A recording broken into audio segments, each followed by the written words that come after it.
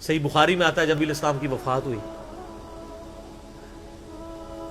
تو حضرت عمر نے تلوار نکال لی کہ میں اس کی گردن کاٹ دوں گا جو کہے گا کہ نبی علیہ السلام فوت ہو گیا۔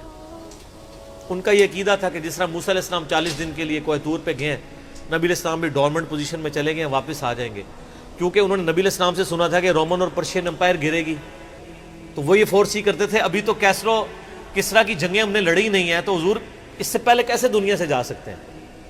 لیکن اللہ نے تو آپ کو پروفٹ بنوانا تھا نا، کہ آپ کے جانے کے بعد فتوحات کروانی تھی، تاکہ پتہ چلے کہ پیچھے اللہ کھڑا ہے۔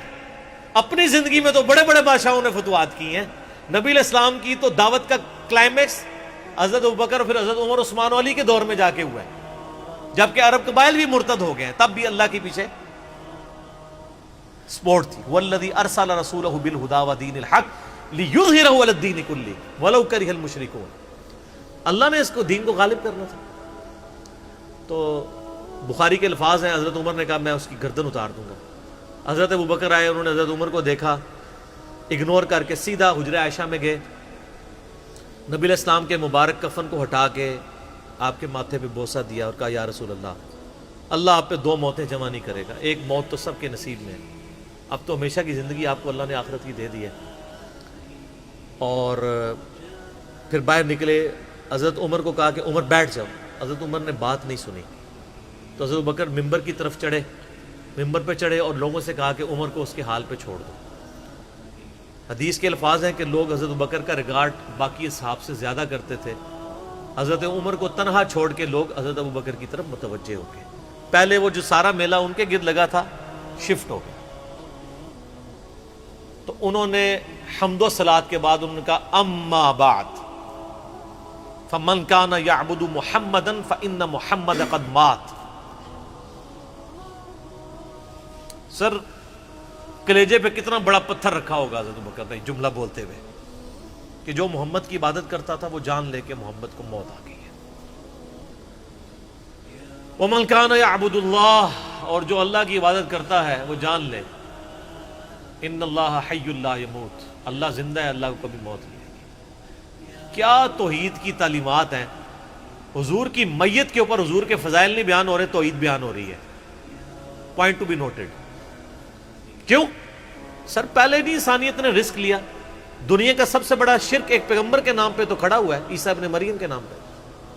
نبی علیہ السلام کو عیسیٰ ابن مریم نہیں اللہ نے بننے دیا۔ ایسے تربیت یافتہ وہ صحابہ جو کل تک آپ کے وضو کا پانی نیچے نہیں گرنے دے رہے تھے، آج وفات پہ کھڑے ہو کے فرضی خطبہ دے رہے ہیں۔ جو محمد کی عبادت کرتا تھا جان لو محمد کو موت آ گئی ہے، جو اللہ کی عبادت کرتا تھا جان لو اللہ زندہ ہے۔ پھر آیت بھی پڑھی، صرف فرضی جملہ نہیں بولا۔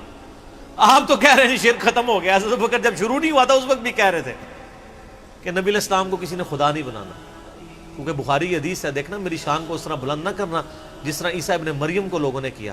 میں اللہ کا بندہ اور اس کا رسول ہوں، مجھے اللہ کا بندہ اور اس کا رسول ہی کہنا۔ سر وارفتگی، دیوانگی، عشق کی ساری کیفیت حضور کی وفات کے بعد بالکل چینج ہوگی صحابہ کی۔ ہونا تو چاہیے تھا جو وضو کا پانی نہیں گرنے دے رہے تھے جا کے قبر کی مٹی چاٹنا شروع کر دیتے، ایسا نہیں ہوا۔ وہ تعلیمات کی باؤنڈریز کو کراس نہیں کرتے تھے۔ تو پھر انہوں نے آیت پڑھی، سورہ آل عمران آیت نمبر 144، وما محمد الا رسول قد خلت من قبلہ الرسل افإن مات او قتل انقلبتم علی اعقابکم۔ محمد تو نہیں مگر ایک رسول ہی، اگر یہ فوت ہو جائیں یا دین جو جنگ میں قتل کر دیے جائیں، شہید ہو جائیں، کیا تم دین سے الٹے قدم پھر جاؤ گے؟ جو کوئی دین سے الٹے قدم پھیرے گا اللہ کا کوئی نقصان نہیں کرے گا اور اللہ ثابت قدم رہنے والوں کو جزا دے گا۔ پھر سورہ الزمر کی آیت نمبر 30 پڑھی، انک میت وانہم میتون۔ اے نبی تمہیں بھی مرنا ہے اور ان کو بھی موت آنی ہے، تمہارے مخالفین کو، پھر تم اللہ کے حضور جھگڑو گے، اللہ تمہارا فیصلہ کرے گا۔ یہ سیدنا ابوبکر کی حضور کی وفات کے وقت استقامت تھی۔ پھر جھگڑا کھڑا ہو گیا حضور کو دفنانا کدھر ہے؟ جامعہ ترمذی میں حدیث ہے، سیدنا ابوبکر کہتے ہیں کہ میں نے نبی علیہ السلام سے یہ بات سنی تھی کہ اللہ اپنے پیغمبر کو وہیں پہ موت دیتا ہے جو اس کے لیے سب سے پسندیدہ جگہ اللہ کے نزدیک ہوتی ہے، تو حضور کی جو چارپائی ہے نا اس کے نیچے ان کی قبر کھولو، وہاں پہ اللہ نے ان کو موت دی۔ پہلے صحابہ میں رائے نہیں طے ہو رہی تھی کہاں دفنانا۔ پھر سنن نسائی الکبریٰ کے اندر پورا وفات النبی چیپٹر ہے، سنن ابن ماجہ میں بھی موجود ہے کچھ حصہ اس کا۔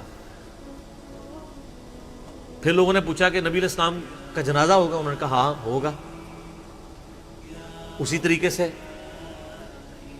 تکبیر کہو اور سورہ فاتحہ اور اس کے بعد درود شریف اور اس طریقے سے 4 تکبیرات پڑھو۔ لیکن ایک فرق تھا کہ نبی علیہ السلام کو پروٹوکول صحابہ نے دیا ہے کہ آپ کی جو جنازے کی نماز ہے نا وہ جماعت کے ساتھ نہیں ہوئی۔ صحابہ نے یہ پروٹوکول دیا کہ حضور کی میت کی موجودگی میں بھی کوئی شخص امامت نہ کروائے۔ حجرے میں ایک طرف سے لوگ داخل ہوتے تھے، اکیلے اکیلے جنازہ ادا کرتے تھے، اور ڈیٹیل میں آتا ہے 2-3 دن تک جنازہ ہوتا رہا۔ پہلے یعنی مرد داخل ہوئے، اس کے بعد بچے، غلام، پھر عورتیں، اس طریقے سے سب نے جنازہ پڑھا۔ ظاہر ہے 1 لاکھ سے زیادہ لوگ تھے جنازہ پڑھنے والے۔ اس موقع پہ بھی سیدنا ابوبکر کی آپ استقامت دیکھیں، ورنہ حضرت عمر کتنے سٹرانگ اصحاب کے مالک تھے، ان کی حالت آپ دیکھ لیں۔ جب ضرورت پڑی ان کے مضبوط اصحاب کی تو کولیپس کر گئے۔ ابوبکر ہی کھڑے ہوئے ہیں، تو حضور کو پتا تھا نا میں نے مصلی پہ کسے کھڑا کرنا ہے۔ اور بخاری میں الفاظ ہیں، جب مصلی پہ کھڑا کیا فرمایا ابوبکر کے علاوہ سارے دروازے بند کر دو، صرف ابوبکر کے گھر کا دروازہ جو مسجد کی طرف کھلتا ہے، جو مسجد کا دروازہ ابوبکر کے گھر کی طرف ہے وہ کھلا رکھو، باقی سارے بند کر دو۔ تو نبی علیہ السلام کو یہ پتا تھا کہ کس لیول کا کس بندے کا یعنی ایمان ہے، اس کے اعصاب ہیں۔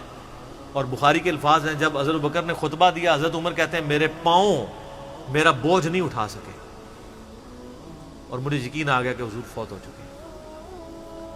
یہاں قرآن و حدیث سن کے کسی کے کان پہ جوں تک نہیں رنگتی، وہاں پہ حضرت ابوبکر کا خطبہ اور آیات سن کے حضرت عمر کہہ رہے ہیں کہ میرے پاؤں میرا بوجھ نہیں اٹھا سکے، کہ یہ تو واقعی تو قرآن کی آیت۔ اور اس میں بخاری مسلم صحیح بخاری میں الفاظ ہیں، کئی دن تک ہم جب بھی صحابہ ایک دوسرے کو ملتے تھے تو یہی آیت سنایا کرتے تھے، وما محمد الا رسول قد خلت من قبلہ الرسل افئن مات او قتل انقلبتم علی اعقابکم، کہ محمد تو نہیں مگر ایک رسول، انہیں بھی تو موت آنی ہے، تاکہ ہمیں یہ یقین آ جائے کہ حضور دنیا سے چلے گئے۔ تو یہ صحابہ کرام علیہم رضوان کی نبی علیہ السلام کے ساتھ عقیدت تھی۔ اور سیدنا ابوبکر آپ کو بالکل صف اول میں نظر آئیں گے، ٹاپ آف دا لسٹ، معاملات کو ہینڈل کرنے میں، چیزوں کو بالکل من و سنت کے مطابق ڈھالنے میں، اور ہر معاملے میں رجوع لانے کے اوپر، اور اہل بیت کے ساتھ کمٹمنٹ کے اوپر، ہر مسئلے میں آپ کو حضرت ابوبکر صدیق کی قربانیاں ٹاپ آف دا لسٹ نظر آئیں گی۔ تو بات کہاں سے کہاں شروع ہوئی، فی البدی میں تو اور گھنٹوں بول سکتا ہوں، مجھے اتنی حدیثیں یاد ہیں یہ فضائل کے اعتبار سے۔ آخر میں حصول برکت کے لیے میں وہ حدیث بیان کروں گا جو میں اکثر بیان کرتا ہوں۔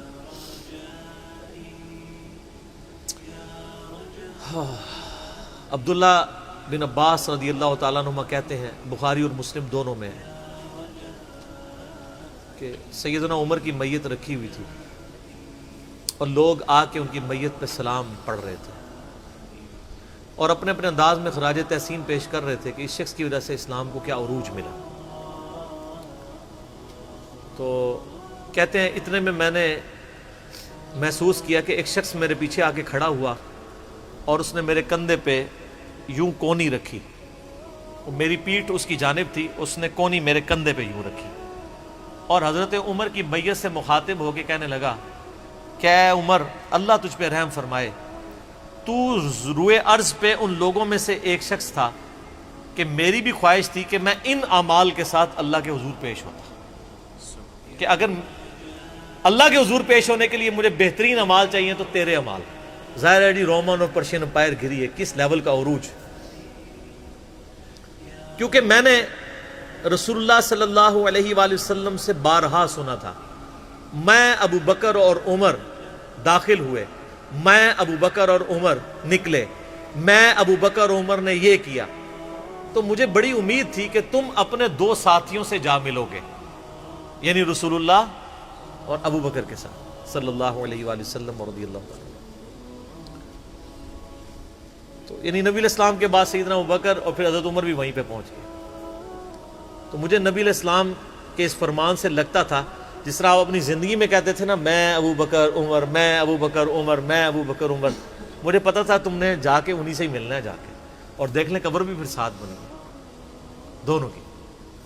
تو عبداللہ ابن عباس کہتے ہیں کہ میں نے جب یوں مڑ کے دیکھا تو وہ سیدنا علی بن ابی طالب تھے جو حضرت عمر کی میت کے اوپر یہ کلمات پڑھ رہے تھے، میں ابو بکر اور عمر، میں ابو بکر اور عمر رضی اللہ عنہم اجمعین وعلیہم السلام اجمعین۔